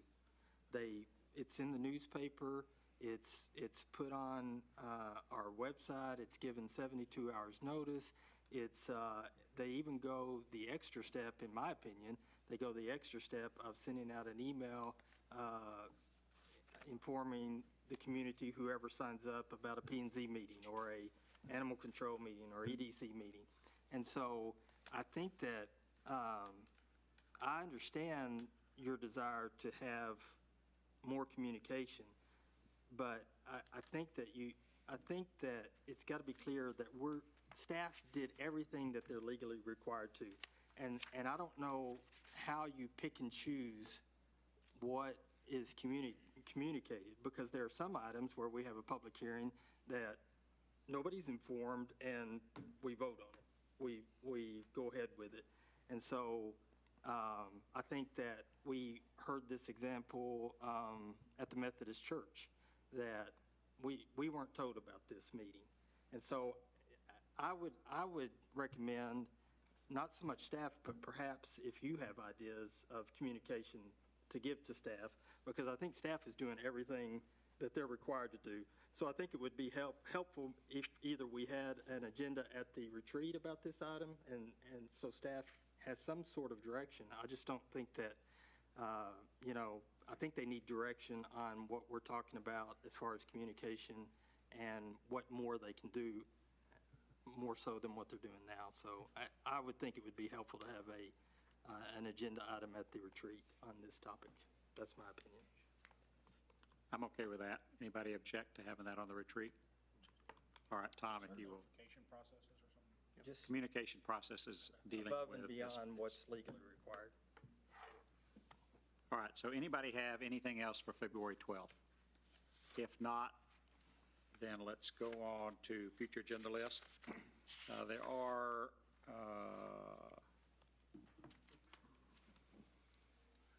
on item 4,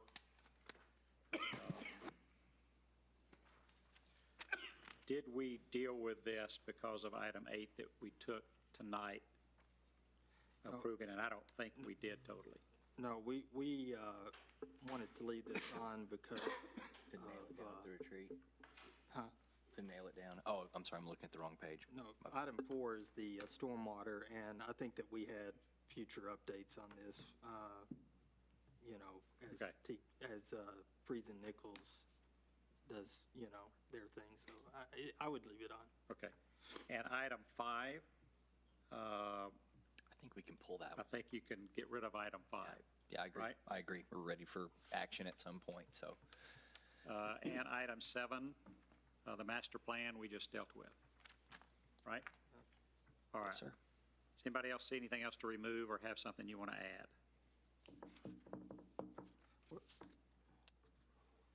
We're on page. Why do we have 6 on there still? I thought that we dealt with that. We weren't going to. I thought there was something else to deal with there, but I don't know. I think the only thing I need to double check is that Councilmember Rowe, I believe, or all y'all wanted to make sure it matches the state statute. Right, yeah. I'll double check that. Yeah, we just wanted to make sure that we were in good with the state and not any more restrictive than what the We don't state's. be more restrictive than the state standard. Yeah. All right. So we finished with that? I could do that via email if that's all right with y'all. Okay, if we get that done, then we'll be able to remove it the next meeting. Okay, I think that takes care of everything on item 23. As soon as I read this, we will go into executive session.